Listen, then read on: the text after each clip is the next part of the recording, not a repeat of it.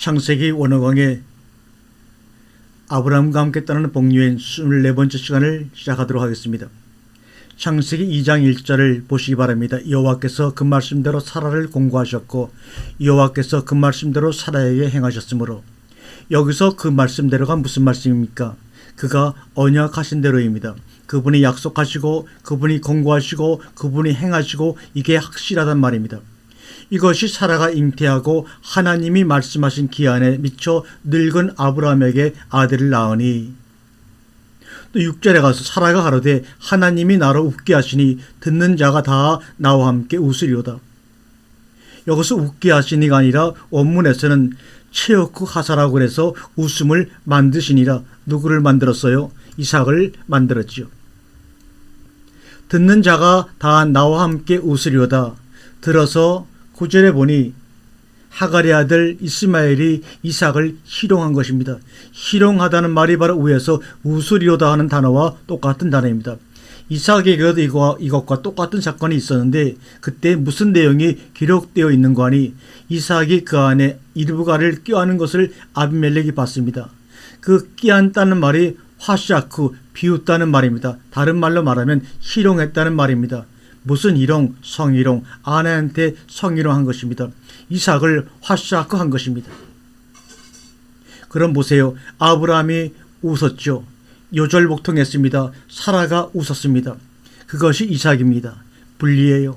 이스마엘이 희롱했어요. 분리입니다. 여러분, 하나님의 말씀이 임하면 처음에 나타나는 현상이 육과 영의 분리입니다. 혼과 영, 관절과 골수를 찔러 쪼개기까지 이것 안 되면 하나님 말씀이 아닙니다. 딱 분리가 됩니다. 하나님 말씀 없으면 헷갈립니다. 저것도 어려운 것 같고 이것도 어려운 것 같은데 저것은 현실성이 있고 이것은 현실성이 없어서 애야 현실성이 있는 쪽으로 가야지 하며 왔다 갔다 하다가 하나님 말씀이 들어가니까 다 분리가 돼 버리는 겁니다. 왜요? 운동력이 있기 때문입니다. 육신적인 눈으로 보고 판단하는 것이 분리입니다. 하나님을 알지 못하는 소돔과 고모라, 육신의 자녀와 종의 자녀인 이스마엘과 이삭의 분리. 22장에 들어가 보세요. 무엇과 무엇의 분리입니까? 22장은 이삭과 이삭의 분리입니다. 아니, 그게 무슨 말이에요?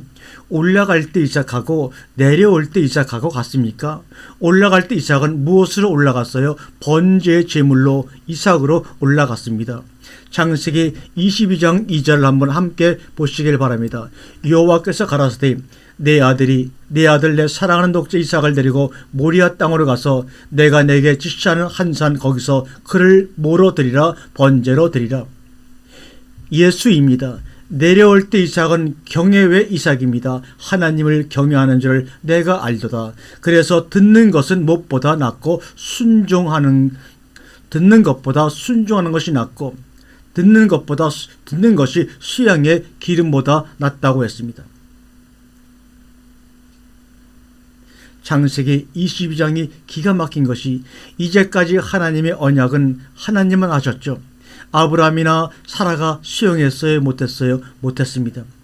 창세기 22장에서 드디어 그 하나님의 언약이 아브라함한테 갑니다. 하나님의 말씀이 아브라함 것이 될 때 나타나는 현상이 뭐냐면 경외입니다. 그동안에는 하나님이 말씀이 믿음으로만 나타났습니다. 그런데 이제 행위로 나타납니다. 그래서 야고보서에는 믿음으로만이 아니란 말입니다. 행위입니다. 바로 이럴 때 행위라는 말을 쓰는 것입니다. 하나님의 언약이 아브라함한테 가서 나타난 현상이 뭐냐? 경외입니다. 이것을 바로 행위라고 하는 것입니다. 창세기 22장 12절에 사자가 가로되 그 아이에게 손을 대지 말라. 아무 일도 그에게 하지 말라. 내가 내 아들 내 독자라도 내게 아끼지 아니하였으니 내가 이제야 내가 하나님을 경외하는 줄 아노라. 또 15절을 보시기 바랍니다. 여호와의 사자가 하늘에서부터 두 번째 아브라함을 불러 가라사대 여호와께서 이르시기를 내가 나를 가리켜 맹세하노니 내가 이같이 행하여 내 아들 내 독자를 아끼지 아니하였은즉 내가 내게 큰 복을 주고 내 씨로 크게 성하여 하늘의 별과 같고 바닷가의 모래와 같게 하리니 내 씨가 그 대적의 문을 얻으리라. 내 씨로 말미암아 천하 만민이 복을 얻으리니. 이는 내가 나의 말을 어떻게 했음이라 준행하였음이라. 나의 말을 준행한 것입니다. 확 달라집니다. 이삭의 분리요, 번제 이삭과 경외 이삭. 하나님은 우선 무엇보다 무엇을 더합니까? 무엇보다 하나님을 더합니다. 사랑하는 독자 이삭보다 하나님을 더해요. 번제, 경외라는 것은 자기가 없는 상황입니다. 말씀만 있는 상황을 우리는 경외라고 하는 것입니다. 그런데 그 하나님의 말씀이 내게 임해서 내 말씀이 되었기 때문에 그 하나님에 대한 경외입니다. 이때부터 까불지를 못합니다. 왜냐하면 나는 없어지고 하나님의 말씀만 있으니까 무슨 말 한마디도 못합니다. 이런 생각 저런 생각 할 수가 없습니다. 믿음으로 의롭다함을 얻고 신함으로 의인이 되는데 23장에서는 막벨라굴, 24장에서는 며느리 리브가를 얻습니다. 22장이 아브라함에게는 절정의 상황입니다. 그들을 비춰줍니다. 사라가 죽습니다. 이삭이 리브가를 얻죠. 25장 아브라함의 말년생활, 믿음의 말씀이 행함의 말씀으로. 창세기 22장이 하나님께서 아브라함을 시험하신 사건이고, 23장은 사라가 죽은 다음에 매장지로 막벨라 굴을 사서 사용하는 기록이 되어 있고, 24장이 이삭이 아내 리브가를 맞는 그런 내용으로 기록이 되어 있습니다. 그래서 22장은 아브라함의 생애 가운데 가장 극치적인 사건이 일어나는 것입니다. 그런데 22장하고 24장하고 대조해 보면 22장에서는 시험의 복이 나오고 24장에서는 범사의 복이 나옵니다. 지금 창세기에서 우리가 항상 주의 깊게 봐야 할 대목이 복이 전수되고 있다는 사실입니다. 복이라는 것은 당대의 복으로서만 끝나서는 안 되고 그 복이 자손 대대로 전수되어 내려가야 한다는 것입니다. 그래서 아브라함의 복이 전수되게 하기 위해서는 22장에 시험의 복이 있어야 된다는 것입니다. 무슨 말인가 하면 하나님의 복과 아브라함의 복, 하나님의 복은 아브라함의 하나님도 되지만 이삭의 하나님도 된다는 것입니다. 그런데 이삭이 아브라함의 아들만은 아니라는 것입니다. 그래서 이삭이 아브라함의 아들, 이삭으로서의 아브라함의 복을 받는 것과 하나님이 이삭의 하나님으로서 하나님의 복을 받는 것은 다르다는 것입니다. 우리가 이 대목을 소홀히 여기면 안 됩니다. 이삭이 아브라함의 복을 전수받았느냐? 전수받은 것은 사실입니다. 그러나 아브라함의 복만을 그대로 전수받은 이삭은 아니라는 것입니다.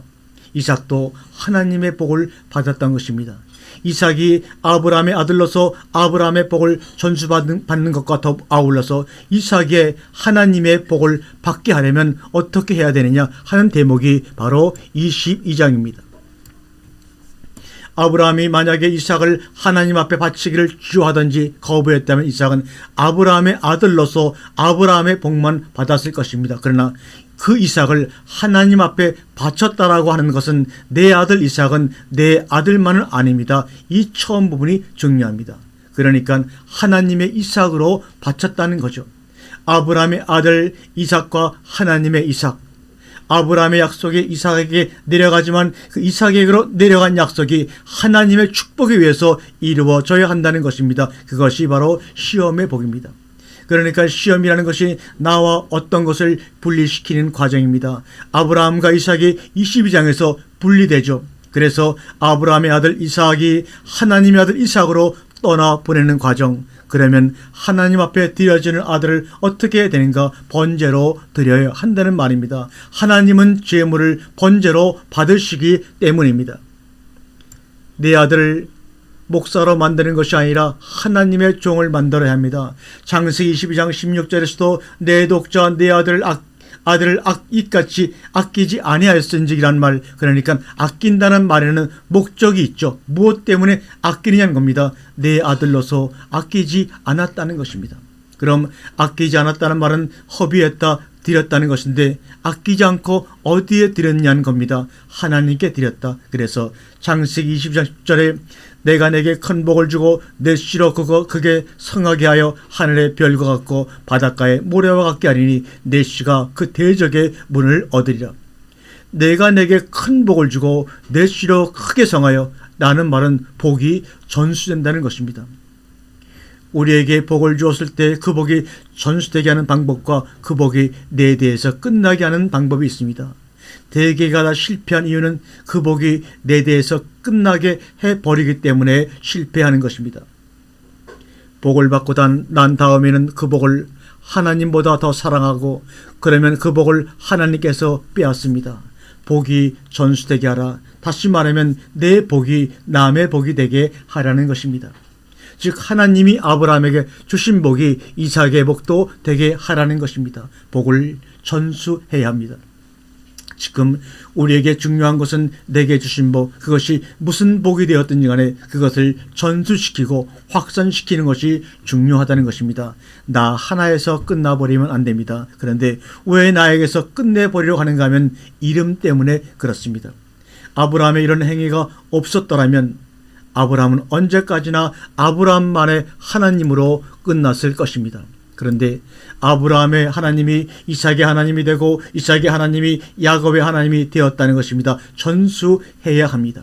그러려면 분리를 시켜야 합니다. 아브라함이 이삭으로, 이삭이 야곱으로. 그래서 창세기를 보면 아브라함 시대가 있고 이삭의 시대가 있는가 하면 야곱의 시대가 있고 요셉의 시대가 있습니다.